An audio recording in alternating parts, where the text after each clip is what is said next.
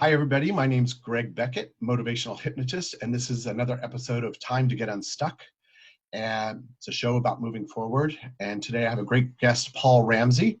But before we get into all of that, I want to say thank you and talk for a moment about Hypno Thoughts Live 2019. And I want to say thank you because it's brought me so many friends and deepened my friendships with my colleagues like Paul Ramsay. Hypno Thoughts Live 2019, the first time I went, Paul and I went and met up there because we were checking it out, and we were like conference buddies. Hey, is it okay? Are you okay? Is that right, Paul? Yeah, it's totally. I remember that was 3 years ago. That was a lot of fun. It's more. And we went to get sushi because we met some other people there, and we went off site to get sushi. That's right. We went to sushi buffet, and they're like, "Oh, so sorry, there's no buffet today. It's only on these days." But it didn't say that on their billboard in Vegas. But that was all good fun at Hypno Thoughts Live, which is in Las Vegas in August. So if you have any interest in hypnosis, or if you're already a hypnotist and you want to meet other people or learn more about your craft, please, I think down below you can type in Hypno Thoughts or Hypno Thoughts Live, or they'll tell you, and get more information. It's a really cool thing. And thank you so much to them, to Hypno Thoughts Live, for sponsoring this episode.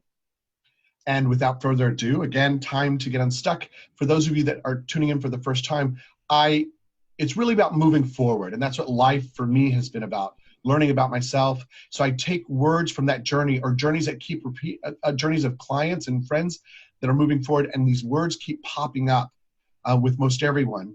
And I find a great person who I admire and appreciate and is fun to discuss the word and get us going. And today I have Paul Ramsay.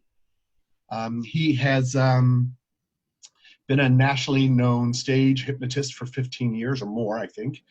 He also coaches people with consulting hypnotists and works with them to move forward in their life or their business, whatever you need. Additionally, Paul has a licensed school in New Hampshire to teach people stage hypnosis and the other hypnosis, to work with clients and things like that. And the same place that you're seeing me here, he has a show called The Fat Hypnotist, and he's also a friend. Well, a collegiate friend and brother friend. So I hope that's okay how I did all that. Enough? I hope we've got enough there. Don't we? I can add good son if we want to get personal. A good-hearted person, a good laugh, be curious when you need to, all these things. And the word we're talking about, if I didn't say it before, is beliefs. So here's Paul Ramsay. Hey, buddy. Hi. Thanks for having me here. It's so fun to be here with you. I'm excited. I am really happy to have you here. Oh, thanks. So beliefs, when it comes to change, you know what? I'm not even going to start there. I'm going to say, okay, Paul, what's your thoughts when I say beliefs?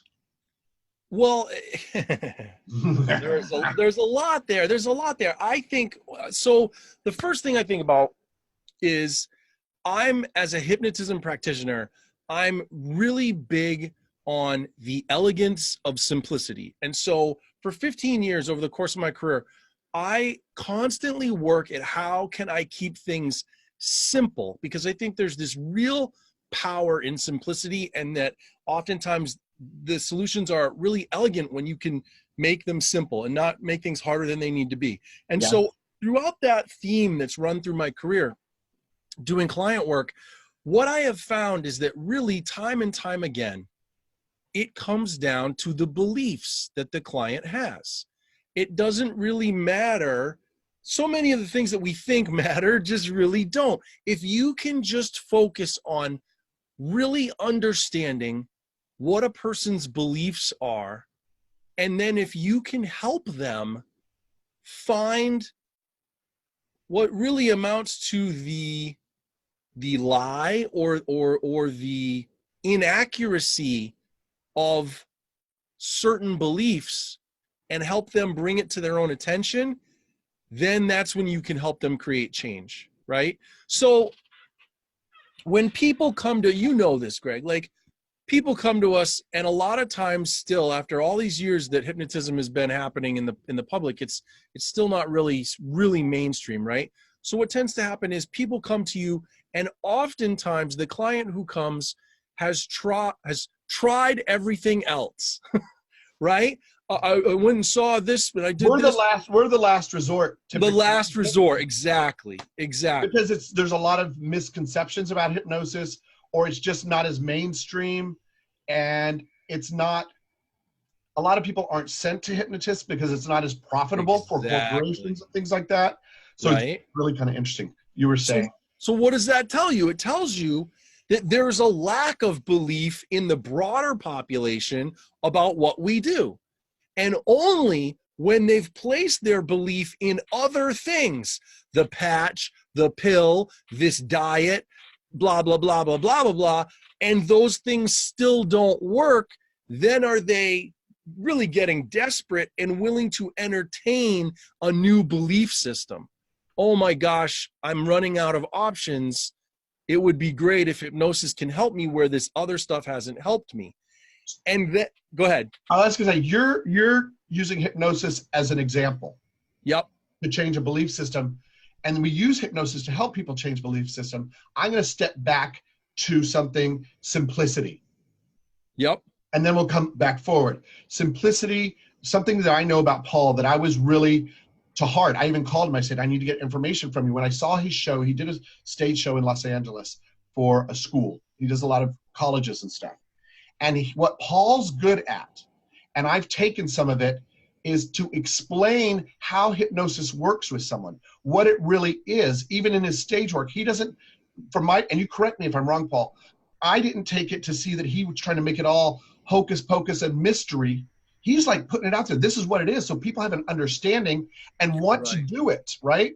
Right. And I've taken that and I called you. I said, hey, that was the most elegant, simple way to explain it. Please, I want to hear it again from you so I can use it in my office. And it's gotten me to be more simple and direct and open about what hypnosis is and isn't in my office, right? Yeah. So now we get beliefs part of it. So this is, yeah. No. I was going to jump in again in that said we were using hypnosis as our example. Yeah. But what I hear is when someone's in pain and last resort, whether it's hypnosis or anything else, that's when they're willing to change because what they believed isn't working anymore. Exactly. That's what I was to make it simple. Yeah. Right? Yeah. So, and again, that's what do we do? We're taught to believe what our teachers tell us. We're taught to believe what our parents tell us, to believe authority positions. Or the internet, that's an authority position. And now, and that's shifting, right? The internet is now becoming, and that's tricky. Yep. So we're now just starting to see hypnosis having a more and more mainstream place where hypnotists can be considered authority figures and are considered authority figures. And then that comes with a certain burden or level of responsibility often also, because it's up to us as hypnotists to make sure that when we do explain it to people, we're explaining it based on some research or some testing that's what people expect. Wait, that's what people expect, right? Or what some people want. Remember, there's some people that will come to you spiritually or emotionally okay to try new things. There's others that need the tests and stuff. Right. What's happening with all the tests and scientific stuff is they're proving now things that we innately knew through our ancestors. Right.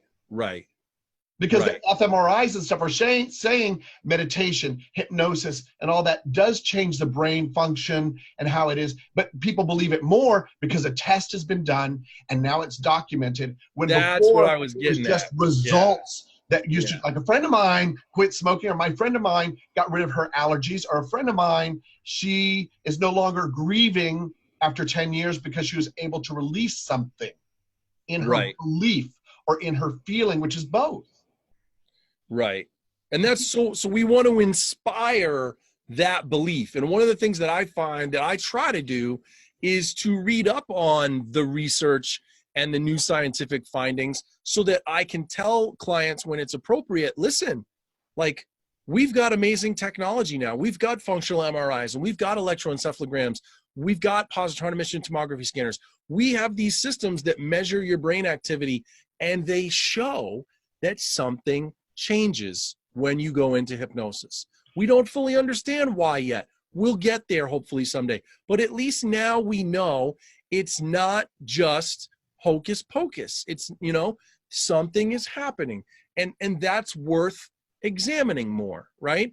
And it's funny is I spent so many years, because that was my model of the world. I want to believe in what there's scientific evidence of, right? Even if I can't always understand the science or explain it, that's how I tended to work. So that's what I brought to my clients.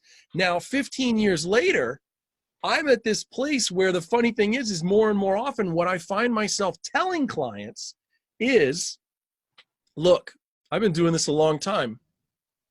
And what I've come to realize is hypnosis itself doesn't even do anything. In terms of creating an end result, all by itself, hypnosis doesn't change people. Hypnosis is an increased state of attention, narrowed focus, and heightened suggestibility. The change comes from the suggestions, right? So what you really want, does hypnosis help people? Absolutely.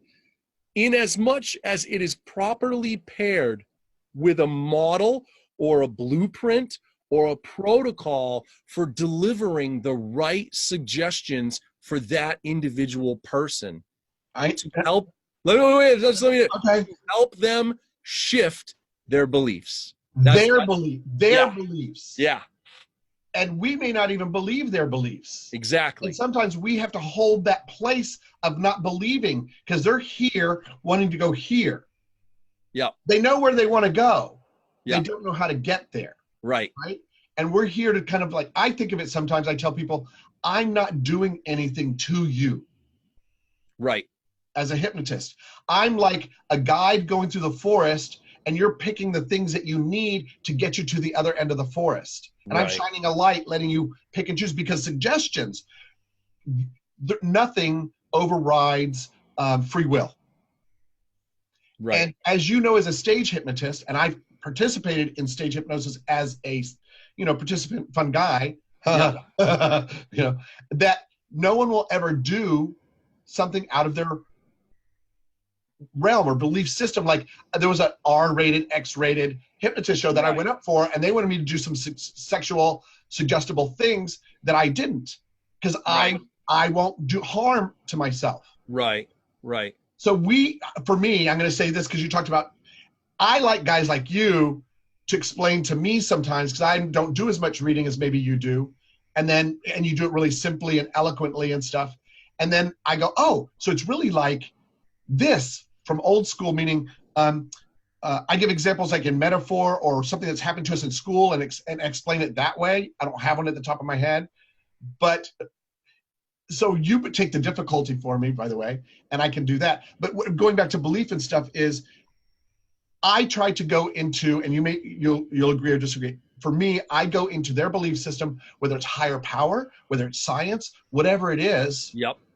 It's not about what I believe. It's what they believe to get them to where they need to go. And the one thing that's well in my mind when I've been thinking about this interview with you, and I don't know how this is going to come out because I'm putting it in the middle of all of this, how we're talking about limiting beliefs in a second, or sort of how expansive and incredible, if we didn't have to have the structure, could our lives really be?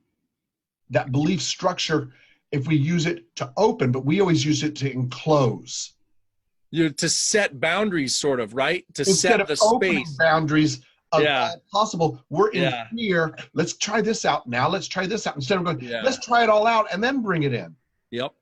So like even doing this show for me, this time to get unstuck is like, can I, you know what? I'm going to bust open my limiting beliefs. Let's just do it. Let's just do it. Good for you. Well, you're doing the same thing. We're all doing. Yeah. Come on. It's saying to our beliefs, yes, I can, not no, I can't. Sure. Yeah. Does that make sense? All of this? Yeah. And I think, so what comes with that fundamentally, I think, is some mechanism or instinct of what is, formally called metacognition, which is thinking about thinking. At some point, taking the time to think about why you think that, whatever that belief is. And that's where, when you take the time to go, well, why do I believe that? But here's the thing, you go to think that thinking. I go to, what do I feel and what do I believe in me about me? And why does my brain try to think another way? Yeah, that's how, we have different ways of looking at it, which is great that we have so many different hypnotists to work with so many different people in this world, right? So I go, why, if I really want something, instead of this brain, my core, soul, whatever you want to call it, my being, let's say, feels, it's all about feeling for me, because I feel like triggers and stuff are from feelings, from having things happen. And if I keep thinking about it, I stay up in my head. But I say, okay, here's the feeling and here's where I want to go, right? Because we even use future pacing or moving people forward with feelings, right, and anchors, which helps them feel that feeling to give them positive feedback, right? Positive experience. Right. So you take that feeling and then you get your mind. So here's the boss, this part, this feeling, this being. Yep. And then the employee is the brain. How? Yep. I say, no, I don't want to hear how it can't, or I don't want to know why I can't and who I am, those limiting things. Just tell me how to get it. Does that? Because my limiting belief has always been coming from here, not here. Oh, okay. I get what you're saying then. Yeah. So this is what always tells me I'm bullshit. No, you're not good enough. No, those are limiting beliefs, right? Right. Right. Oh, I shouldn't live in this. I can't live in this city because of this, or I'm anxious because of that, or I'm whatever because of this. But when I take that feeling of what I really want and use my mind to change it, whether it's in hypnosis and then how to move it forward with the hypnosis too.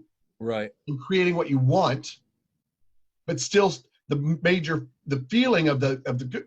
I think I just lost you, Paul. You said, you've really, from what I was originally saying, you've just really gone in quite a different direction. So I'm sort of resetting my course. Okay. That's all. I'm trying to catch up with you basically now. Yeah. This is how we're different, but we're alike. Yeah. Yeah. This is really how we're different but alike, which I find wonderful and why I enjoy talking to you. Yeah. Because we go like this, So I think where I'm catching up is, so I'm like, yeah. So at first it was almost like you were saying you come from a totally different, but I was like, no, it's not really different. You're focused on a different flow. Like, I didn't talk about the feeling part. I was just focused on the thinking part of it. But of course the feelings and the thinking, they're a system, right? So you can't ultimately not talk about one, so that's where I was like, but I was just sort of staying in the thinking place at first. The feelings lead to thinking, the thinking leads to other feelings, right? Like, come on in, the water's warm. Yeah. But feeling. So I think, again, like, more, before you even necessarily get to the feelings, like, the people who watch this, when you think about some aspect of your life that you just aren't enjoying, or that isn't going the way you think it should be going, that's more what I was so I was like, cool. So what's the belief about why that is? And sometimes the belief is so accepted that there isn't an immediate feeling associated with it, because you've gotten to the point where you go, well, it just is what it is. I don't feel about it. It's just, people think of it as a fact, right? I'm just stating a fact. Yeah. And I don't have feelings. I don't have feelings about facts. And I can't be a success because I don't have a college degree. That's just right. I can't go back to school. Right. Bullshit. Yeah. Right. But that would be an example of it. Yeah. Look, it's just a fact. I didn't go to college, and so they're locked in on, right? That's that kind of stuff. And so that's where I think is taking a moment to examine that and go, why do you have that belief? And then the beautiful thing about what we're able to do with people is then just ask a question. Well, what if things were different? What if, you know, what would happen if you didn't let that hold you back? How might that affect your life? What would happen if you decided you're going to go to college? You're going to be a non-traditional student. What would happen if, you know, I'll tell you, so you want to, somebody you might want to talk to for this show, great guy for that stuff is John Koenig in Rhode Island. And he has this whole thing he does with his clients where he calls it the possibilities process, where that's really, he just keeps asking these kinds of open-ended questions. What would happen if today you really just thought about living your life in a different way for the first time ever? You know, like you just, you know, what would happen if you just let yourself blah, blah, blah, blah, blah. And the amazing thing about questions is when you ask a question, it's sort of sneaky because people naturally, they feel a deep compulsion to answer the question. Yeah. They right? What if? Right. What if I didn't? Or what if I did? Or what? Yeah. Yeah. It's that's cool. Like the alligator thing. Don't think of alligator, right? And you think, of, I wonder if, and that's, oh yeah, I wonder. Yeah. Yeah. Pretty cool. So we're basically on the same page. Oh yeah. Yeah. People are always more on the same page than they think. It's all how you craft your language around it that's a little different that makes you feel like you're not, you know? Well, but the thing too is like this is like the third time I've said this in the segment is like we're different, but we're the same. Yeah. And that's what's so cool about hypnosis, hypnotists, all this kind of work that we do is for people to find someone that speaks their language. Yeah. You don't have to have the same perspective on everything or belief system, but they speak the language that someone can relate to. I might be more feeling, you might be more analytical in, not that you don't have feelings, I know that you do. Right, Paul, right. I get you. Come from a different perspective. That's why I come to you sometimes and go, Paul, let's brainstorm here. You know, right. I don't want to be down in the feelings. I want to be up here for a minute. Yeah. And you're great for that, you know, for both things actually, but you know what I mean. You know what I mean. You know what I mean. Yeah. Hopefully everybody else knows what I mean too. But I just think that's, you know, I think it all comes back to being more aware of your own beliefs and not taking them for granted. And when you really give yourself the time to really say, why do I believe that? And spend a little time thinking about it, you know? It's very powerful. I heard that, Paul, and it's very powerful. And that was our timer. Our time is up. I heard that, and you know what was perfect is you wrapped it up as that was going off, so it's great. Awesome. We have a minute. I want, if you would, to let people know where they can find you, maybe let them know about the project of the Fat Hypnotist. Yeah. I'm right here on Hypno 24/7. I've got a show called the Fat Hypnotist. So curious thing for me has been my whole adult life. I've struggled with my weight, and I've been a practicing hypnotist for 15 years.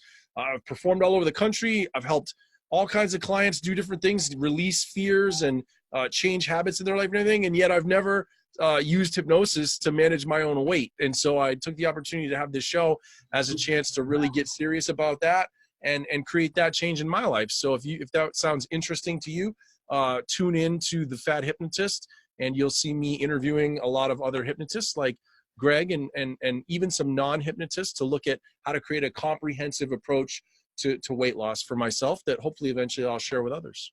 Where can they find you, Paul?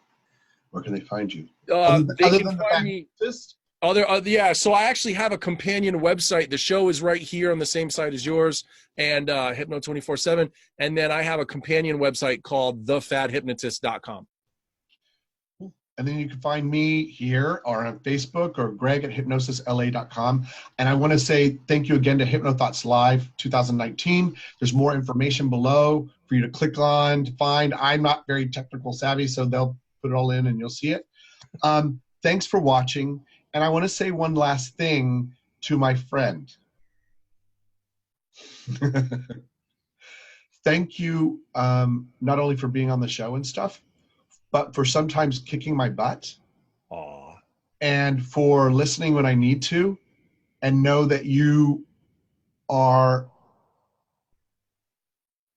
a marvel for me to bounce off of. And I'm sure that there's plenty of people, because I suggest people to go see you all the time, that you do great work with them, and it just helps us all. So I appreciate it. Thank you, my friend. You're a blessing in my life. I appreciate that so much. Thanks. Thank you. All right. See y'all later.